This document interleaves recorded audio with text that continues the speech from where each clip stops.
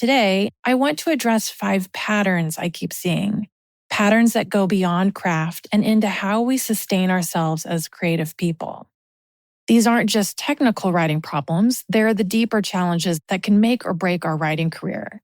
They're about mindset, sustainability, and what it really takes to show up as an intentional and heart-centered writer in this industry.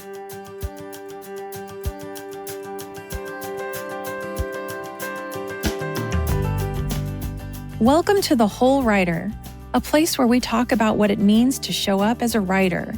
Not just a better writer or a more productive writer or a published writer, but a whole one. Someone who's grounded in their voice, in their community, in their creative path, even when the world tells them to hustle, compare, or conform. I'm Nicole Meier, a multi-published author and book coach who believes that nurturing the person behind the page is just as important as refining the words on it. Each week, we'll explore the terrain of writing life with honesty, warmth, and practical wisdom, creating space for you to write from a place of wholeness rather than depletion. Whether you're drafting your first manuscript or publishing your 5th book, you'll find conversation and companionship for the journey here. So, settle in, bring your questions and your curiosity, and let's discover what it means to write and live with authenticity and purpose. Welcome back, writers. Today I'm doing a kind of part 2 of real answers for real questions. If you listened to the first episode in this series, which is episode number 40 under the podcast original name, you'll remember I answered 5 writers' questions about craft, revision, and the writing process. Today, I'm taking a different approach. As I've shifted toward the whole writer focus, I've been noticing some common themes in the conversations I'm having with writers. So today, instead of answering specific questions you've sent me, I want to address 5 patterns I keep seeing, patterns that go beyond craft and into how we sustain ourselves as creative people. These aren't just technical writing problems, they're the deeper challenges that can make or break our writing career. They're about mindset, sustainability, and what it really takes to show up as an intentional and heart-centered writer in this industry.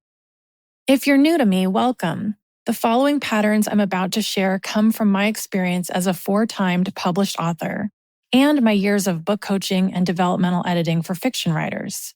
I point this out not to toot my own horn, as they say, but to assure you that my insights are both from a personal and professional lens. I've seen it all, and I want to share as much as I can so you can thrive in your own writing career. So let's jump in. All right, let's look at pattern number 1. This is, do I have what it takes to get paid for my work? This question comes up constantly, and I hear the self-doubt underneath it. Writers want to know if they have some special ingredient, some secret talent that will make them one of the chosen ones who actually earn money for their writing. Here's what I want you to know. The secret ingredient isn't talent. It's not connections. It's not even luck, though that can certainly help. The secret ingredient is tenacity. I've worked with incredibly talented writers who gave up after their first rejection. No kidding. I've also worked with writers whose early drafts were rough, but who had an unshakable commitment to improving their craft and pursuing their goals. Guess which ones are more likely to have writing careers? Tenacity shows up in so many ways. It's the writer who revises their query letter 15 times instead of sending out one mediocre version time and time again to a list of 100 agents. It's the writer who treats each rejection as data, not as a personal verdict on their worth. It's the writer who keeps learning, keeps growing, keeps showing up even when the path gets difficult. The publishing industry is full of people who succeed not because they were the most naturally gifted, but because they refused to quit. They understood that building a writing career is a long game, and they paced themselves accordingly. So, if you're wondering whether you have what it takes, ask yourself this. Are you willing to stay committed to your writing goals even when it gets hard? Are you willing to listen and learn from feedback, handle rejections or suggestions professionally, and keep improving your craft? If the answer is yes, then you absolutely have what it takes. All right, now that we've talked about the question of do I have what it takes, Let's move on to pattern number 2. And that is, I know the odds are slim, but I'm just going to try querying a few agents and then probably stop. This one breaks my heart every time I hear it because it's self-sabotage disguised as realism. Yes, the odds of securing a literary agent are quite competitive. But approaching the process with one foot already out the door is like showing up to a job interview starting with, I probably won't get this position anyway. What needs to happen here is a fundamental shift before anything else. You're not approaching agents as a creative hoping for a miracle. You're approaching them as a dedicated writer with a project they might want to represent. That's a completely different energy. Here's the truth about those slim odds. And this might be kind of hard to hear, but they're not slim for everyone. They're slim for writers who submit generic queries, who haven't done their research, who approach the process haphazardly. But for writers who do their homework, craft and recraft compelling queries, and approach the right agents with the right projects, the odds improve dramatically. Instead of focusing on statistics, focus on what you can control. Research agents who represent your genre and have a track record of successful deals, whether they're big or small. Craft a query letter that showcases your story's unique hook. Write a synopsis that captures the emotional core of your book. Follow submission guidelines to a T. Most importantly, approach this process with the mindset that you belong here. I'm going to say that again. Approach the process with the mindset that you belong here. You're not asking for charity. You're representing a business opportunity. Agents need good books to represent. Publishers need compelling stories to publish. Readers need engaging stories to discover. If you've written a strong book, you're part of the solution to their needs. Trying just a few agents is like applying to only 3 jobs when you're job hunting. It's not giving yourself a real chance at success. If you believe in your work enough to write the entire book, believe in it enough to give it a proper launch into the world. P.S. I am a big believer that writers should follow the publishing path that meets their goals. I'm also a big believer that all 4 publishing paths, self-publishing, hybrid, small presses, and big traditional, come with pros and cons. There's no wrong answer. If you know me, you know I talk about this a lot. So do your research and determine what feels best for you. All right, let's move on to pattern number 3 now. And that is, I am almost ready to start or to get back to my writing. This is resistance showing up as a list of reasons why you're too busy, too unprepared, or just too something to write right now. The timing will be better next month. You just need to finish this one project first. You're almost ready to clear your schedule and really commit. Here's what I know about being almost ready. It's a moving target. There will always be one more thing to handle, one more obligation to fulfill, one more reason to wait. But here's what I want you to really know. The perfect time to write doesn't exist. The only time to write is now, in whatever imperfect circumstances you're currently living in. Case in point, I was recently on another podcast where I shared how I wrote my debut novel while caring for my 3 small children and my father with severe dementia at the same time. Time and energy were tight, believe me, but I yearned to be a writer, so I took one small step at a time and made it happen. Writing doesn't happen in a vacuum. It happens in the midst of your real, messy, and scheduled life, with all its responsibilities and complications.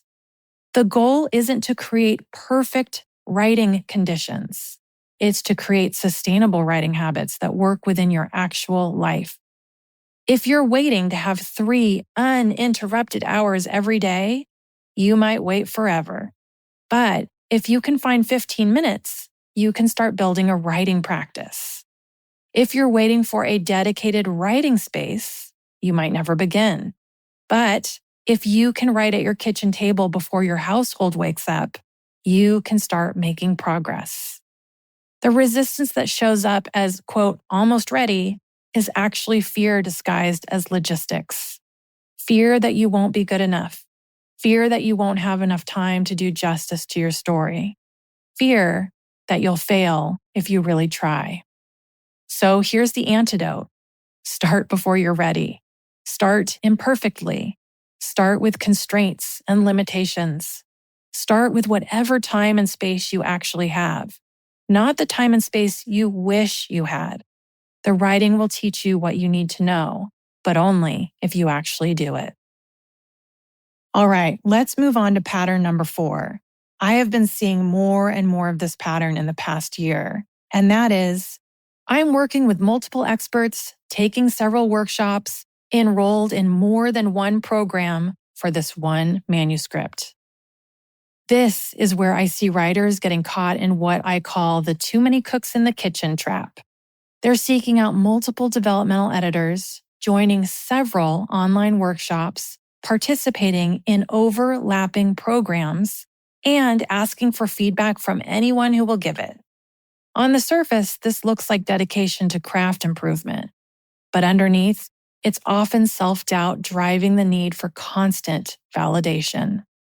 And this is okay. I think we've all been here as writers at one point or another.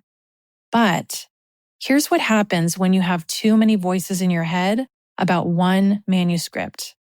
You lose sight of your own creative vision. Every expert has their own perspective, their own preferences, their own ideas of what makes a story work. When you try to incorporate everyone's feedback, you end up with a manuscript that feels like it was written by a committee instead of by you. I've seen writers completely rewrite their opening chapters 5 different ways based on 5 different sources of feedback. The same goes for query letters. I've also seen writers change their entire story structure because one coach suggested it, only to change it back again when another coach disagreed. This isn't craft development. This is creative paralysis disguised as productivity. The deeper issue here is trust. When you're constantly seeking out new sources of feedback, you're essentially saying, I don't trust my own judgment, and I don't trust the feedback I've already received. You're looking for someone to tell you definitively that your book is ready, that it's good enough, that you can stop worrying now. But no amount of external validation can replace your own creative confidence. Here's what I recommend instead. Choose one trusted source of professional feedback, whether that's a developmental editor, a skilled critique partner, or a reputable writing coach. Work with them through the revision process. Trust their guidance. Implement their suggestions thoughtfully, and then move forward. Your manuscript doesn't need to be perfect. It needs to be the best version of your unique vision. And that can happen when you trust yourself enough to make creative decisions, even when you can't get everyone to agree that they're the right ones. All right, now we're moving on to our final pattern. That's pattern number 5. And that is, I don't want to invest too much energy in this book in case it doesn't work out. This is the writer's version of not wanting to get too attached to someone you're dating in case they break up with you. It's a protection mechanism, but it's also a guarantee that you won't give your work the energy it needs to succeed. Here's the paradox. The books that work out are almost always the ones their authors believed in wholeheartedly. The books that get agents, get published, find readers, those are the books that their writers poured everything into without holding back. Hedging your bets might protect you from disappointment, but it also protects you from success. If you're not fully committed to your story, why should anyone else be? If you're not willing to invest your full creative energy into your work, why should an agent invest their professional reputation in it? Let me pause here and offer that the whole writer approach isn't about being reckless with your emotional energy. It's about being strategic with your creative investment. Yes, there are no guarantees in publishing. Yes, most books face rejection before they find their home. But the books that succeed are the ones that their authors refused to give up on. Instead of protecting yourself from caring too much, learn to care deeply while also developing resilience. Pour your heart into your work and simultaneously build your capacity to handle whatever outcome emerges. The goal here isn't to care less, it's to care more sustainably. Let me leave you with some closing thoughts. As we wrap up today's episode, I want to leave you with this. Every successful writer I know has faced these exact same fears and doubts, trust me. The difference isn't that they were more talented or lucky. The difference is that they found ways to move forward despite the uncertainty. Your writing career isn't built on guarantees. It's built on your willingness to keep showing up, to keep learning, to keep improving, and to keep believing in your stories even when the path gets difficult. Whether you're just starting out or you've been at this for years, remember that building a sustainable writing practice is about more than just the craft.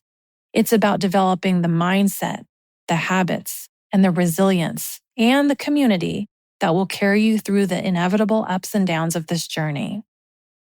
Before you go, I want to remind you that each podcast comes with a companion letter over on my Substack at Nicole Meier Writes. I'd love to hear from you in the comments section over there. What's working or not working in your creative life right now? What's fueling your passion? I'd love to know. Until next time, writers, keep creating, keep growing, and remember, you already have what it takes. You just need to keep showing up. I'm Nicole Meier, and this is The Whole Writer.